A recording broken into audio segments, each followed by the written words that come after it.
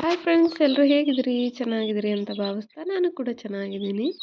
ಇವತ್ತು ಸೋಮವಾರ, ಬೇಗನೆ ಬೆಳಗ್ಗೆನೇ ಎದ್ದು 6 ಗಂಟೆಗೆ ಈಗ ಸ್ವಲ್ಪ ಹೂ ಬರೋಣ ಅಂತ ಹೂವನ್ನು ಕೊಯ್ದಿಟ್ಟು ಒಂದು ಪುಟ್ಟದಾಗಿ ರಂಗೋಲಿನ ಹಾಕ್ಕೊಂಡು, ಹಾಗೆ ನಾನು ಖಾಲಿ ಹೊಟ್ಟೆ ತಿನ್ನಲಿಕ್ಕೆ ಬೀಟ್ರೂಟು ಮತ್ತು ದಾಳಿಂಬೆ ಹಣ್ಣು, ಹಾಗೆ 2 ಬಾಳೆಹಣ್ಣು ಮತ್ತು ಚಿಕ್ಕು ಹಣ್ಣು ತಗೊಂಡಿದ್ದೆ.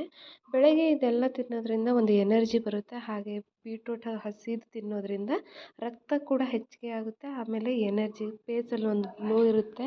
ಹಾಗಾಗಿ ನಾನು ಆದಷ್ಟು ಬೆಳಗ್ಗೆ ಸ್ವಲ್ಪ ಫ್ರೂಟ್ನ ತಿಂದ್ಕೊಂಡು, ಆಮೇಲೆ ಬಿಸಿನೀರು ಕೂಡ ಡೈಲಿ ರೊಟೀನ್ ನಂದು ಬಿಸಿನೀರು ಕುಡಿಯಲಿಕ್ಕೆ ಆದಷ್ಟು ಟ್ರೈ ಮಾಡ್ತೀನಿ. ಆಮೇಲೆ ಈ ಗ್ಯಾಸ್ ಆಗಲಿ ಮತ್ತು ಎಸಿಡಿಟಿ ಆಗಲಿ ಯಾವುದೇ ಒಂದು ನಮಗೆ ಆರೋಗ್ಯದಲ್ಲಿ ಏರುಪೇರು ಆಗೋಲ್ಲ. ಹಾಗಾಗಿ ಡೈಲಿ ನಾವು ಬಿಸಿನೀರು ಕುಡಿಯೋದ್ರಿಂದ ಆರೋಗ್ಯಕ್ಕೆ ಕೂಡ ಒಳ್ಳೆಯದು. ಹಾಗೆ ಇವತ್ತು ಸೋಮವಾರ ಆಗಿರೋದ್ರಿಂದ ಒಂದು ಸಿಂಪಲ್ಲಾಗಿ ಪೂಜೆನ ಮಾಡಿಕೊಂಡು ಇವತ್ತು ಅವರೆಕಾಳು ಪಲ್ಯ ಮತ್ತು ಅಕ್ಕಿ ರೊಟ್ಟಿನ ಮಾಡ್ಕೊಳ್ತಾ ಇದ್ದೀನಿ. ಇವತ್ತಿನ ದಿನ ಹೇಗೆಲ್ಲ ಇರುತ್ತೆ ಅನ್ನೋದನ್ನ ನಿಮ್ಮ ಜೊತೆ ಶೇರ್ ಮಾಡ್ತಾ ಹೋಗ್ತೀನಿ. ಇಷ್ಟ ಆದರೆ ಲೈಕ್ ಮಾಡಿ, ಹಾಗೆ ಶೇರ್ ಮಾಡಿ.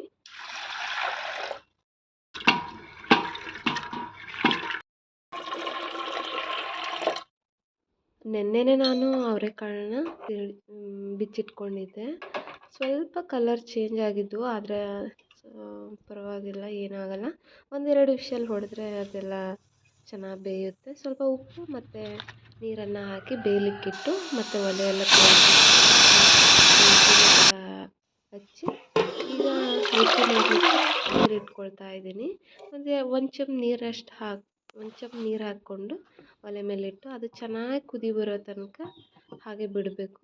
ಈಗ ನಾವು ಹಿತ್ತಲಲ್ಲಿ ಅವರೆಕಾಳು ಪಲ್ಯಕ್ಕೆ ಟೊಮೊಟೊ ಮತ್ತು ಈರುಳ್ಳಿ, ಮೆಣಸಿನ್ಕಾಯಿನ ತೊಗೊಂಡು ಕ್ಲೀನಾಗಿ ಇದನ್ನು ತೊಳ್ಕೊಂಡು ರೆಡಿ ಮಾಡ್ಕೊಳ್ತಾ ಇದ್ದೀನಿ.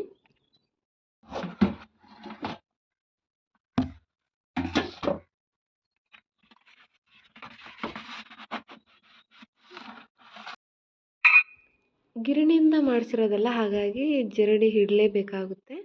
ಈ ಕಡೆ ಎಲ್ಲ ರೆಡಿ ಮಾಡಿಕೊಂಡು ಇವಾಗ ಅವರೆಕಾಳು ಪಲ್ಯಕ್ಕೆ ಈರುಳ್ಳಿ, ಟೊಮೆಟೊ, ಹಸಿಕಾಯಿನ ಹಾಕಿ ಫ್ರೈ ಮಾಡ್ಕೊಳ್ತಾ ಇದ್ದೀನಿ. ಆದಷ್ಟು ಆಯಿಲ್ನ ಕಡಿಮೆ ಹಾಕೋದ್ರಿಂದ ಆರೋಗ್ಯಕ್ಕೆ ಕೂಡ ಒಳ್ಳೆಯದು. ಸ್ವಲ್ಪ ಅರಿಶಿನ ಪುಡಿ ಹಾಕ್ಕೊಂಡು ಇವಾಗ ಏನು ಬೇಯಿಸಿಟ್ಟಿದ್ನಲ್ಲ, ಒಂದು 3 ವಿಷಲ್ಲಿಗೆ ಅವರೆಕಾಳು ಚೆನ್ನಾಗಿ ಬೆಂದಿದೆ. ಇವಾಗ ಇದನ್ನು ಹಾಕ್ಕೊಂಡು ಚೆನ್ನಾಗಿ ಮಿಕ್ಸ್ ಮಾಡ್ಕೊಳ್ಳೋಣ. ಆಲ್ರೆಡಿ ನಾನು ಸ್ವಲ್ಪ ಉಪ್ಪು ಹಾಕಿ ಬೇಯಿಸಿದ್ದೀನಿ. ಹಾಗಾಗಿ ಸ್ವಲ್ಪ ಉಪ್ಪನ್ನು ಮೊದಲೇ ಹಾಕಿಬಿಟ್ಟಿದ್ದೆ. ಇವಾಗ ಸ್ವಲ್ಪ ಸಾಂಬಾರು ಪುಡಿ, ಹಾಗೆ ಸ್ವಲ್ಪ ಅಕ್ಕಿ ಹಿಟ್ಟು ಹಾಕ್ಕೊಳ್ತಾ ಇದ್ದೀನಿ. ಯಾಕಂದರೆ ಅಕ್ಕಿ ಹಿಟ್ಟು ಹಾಕೋದ್ರಿಂದ ಒಳ್ಳೆ ಟೇಸ್ಟ್ ಬರುತ್ತೆ. ಹಾಗಾಗಿ ಅಕ್ಕಿ ಹಿಟ್ಟನ್ನು ಹಾಕ್ಕೊಂಡು ಸ್ವಲ್ಪ 1 ಲೋಟದಷ್ಟು ನೀರು ಹಾಕ್ಕೊಂಡು ಕುದಿಲಿಕ್ಕೆ ಬಿಡ್ತೀನಿ ಇದನ್ನು. ಈ ಕಡೆ ಟೀ ಮಾಡಲಿಕ್ಕೆ ಅಂತ ಇಟ್ಟಿದ್ದೆ. ಸ್ವಲ್ಪ ಟೀ ಪುಡಿ ಹಾಗೆ ಸಕ್ಕರೆನ ಹಾಕಿದ್ದೀನಿ. ಬೆಳಗ್ಗೆ ನಾನು ಸಕ್ಕರೆನ ಜಾಸ್ತಿ ಹಾಕೋಲ್ಲ, ಯಾಕಂದರೆ ಹೊಟ್ಟೆಲಿ ಚುಚ್ಚಿದ ಥರ ಫೀಲ್ ಆಗುತ್ತೆ. ಹಾಗಾಗಿ ನಾನು ಆದಷ್ಟು ಸಕ್ಕರೆನ ಕಡಿಮೆ ಹಾಕ್ಕೊಂಡು ಬೆಳಗ್ಗೆ ಟೀ ಮಾಡ್ಕೊಳ್ತೀನಿ. ಇವಾಗ ಒಂದು ಕಡೆ ನೀರು ಚೆನ್ನಾಗಿ ಕುದ್ದಿದೆ. ಇವಾಗ ಈ ಟೈಮಲ್ಲಿ ನಾವು ಹಿಟ್ಟನ್ನು ಹಾಕ್ಕೊಂಡು ಚೆನ್ನಾಗಿ ಉಕ್ಕರಿಕೆ ಮಾಡ್ಕೋಬೇಕು. ಹಿಟ್ಟು ಒಲೆ ಮೇಲೆ ಇಟ್ಟು ಉಕ್ಕರಿಕೆ ಮಾಡ್ಕೊಂಡ್ರೆ ಚೆನ್ನಾಗಾಗಲ್ಲ, ಜಿಗಿಟಾಗಿ. ಆಮೇಲೆ ರೊಟ್ಟಿ ಮಾಡೋಕ್ಕೆ ಬರಲ್ಲ. ಹಾಗಾಗಿ ಅದನ್ನು ಕೆಳಗಿಸ್ಕೊಂಡು ನಾವು ಹದವಾಗಿ ಹಿಟ್ಟನ್ನು ಮಾಡ್ಕೊಂಡ್ರೆ ಮಾತ್ರ ಅಕ್ಕಿ ರೊಟ್ಟಿ ಮಾಡಲಿಕ್ಕೆ ಚೆನ್ನಾಗಾಗುತ್ತೆ. ಹಾಗಾಗಿ ನಾನು ಈ ಥರ ರೆಡಿ ಮಾಡ್ಕೊಳ್ತಾ ಇದ್ದೀನಿ.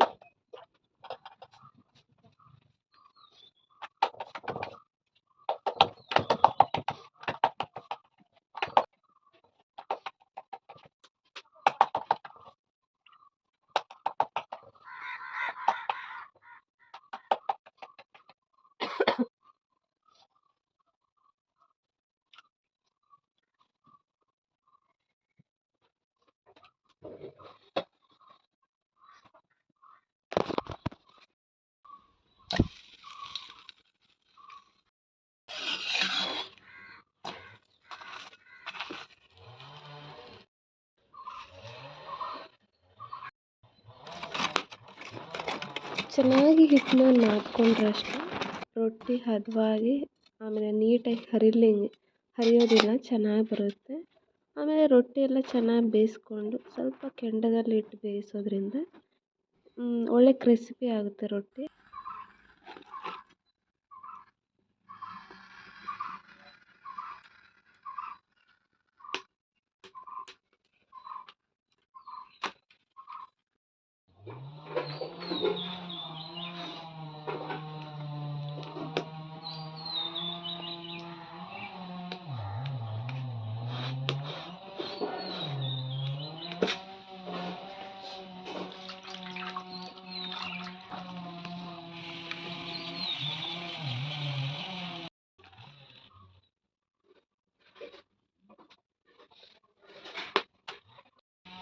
ಒಂದು 4 ರೊಟ್ಟಿನ ಮಾಡಿ, ಮಕ್ಕಳು ಇವಾಗ 8:30 ಸ್ಕೂಲಿಗೆ ಹೋಗ್ತಾರೆ. ಹಾಗಾಗಿ ಹಿಟ್ಟನ್ನ ತೆಗೆದಿಟ್ಟು 4 ರೊಟ್ಟಿನ ಮಾಡಿದ್ದೀನಿ. 2 ತೊಗೊಂಡು ಹೋಗೋಕ್ಕೆ, 2 ತಿನ್ನಲಿಕ್ಕೆ. ಇವಾಗ ಕೆಂಡ ಎಲ್ಲ ಹಿರಿದಿಟ್ಟು ಇವಾಗ ಬೇಯಲಿಕ್ಕೆ ಇಟ್ಟಿದ್ದೆಲ್ಲ ಆ ರೊಟ್ಟಿನ ಕೆಂಡದಲ್ಲಿ ಬೇಯಿಸಿ ಆಮೇಲೆ ತೆಗೆದಿಟ್ಬಿಡ್ತೀನಿ ಇವಾಗ ಅವ್ರ ಟಿಫಿನಿಗಂತ ಅದನ್ನೇ ರೊಟ್ಟಿ, ಮಧ್ಯಾಹ್ನಕ್ಕೆ ಊಟಕ್ಕೆ ಅವರು ರೊಟ್ಟಿ ಮತ್ತು ಅವರೆಕಾಳು ಪಲ್ಯನೇ ತೊಗೊಂಡು ಹೋಗ್ತಾ ಇದ್ದಾರೆ. 1-2 ಬಾಳೆಹಣ್ಣು ತೆಗೆದಿಟ್ಟಿದ್ದೀನಿ.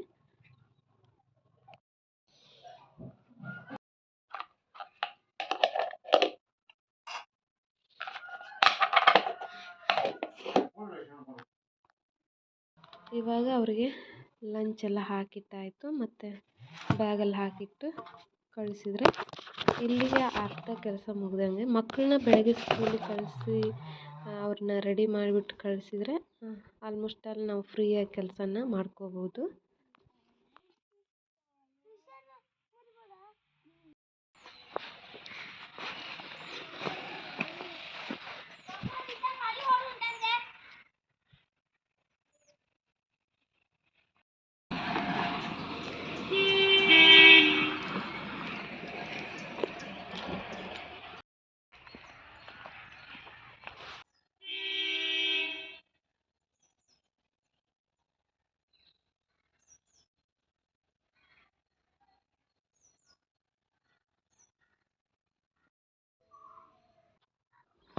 ಇವಾಗ ಮಕ್ಕಳನ್ನೆಲ್ಲ ಕಳಿಸಿ ಬಂದಾಯ್ತು.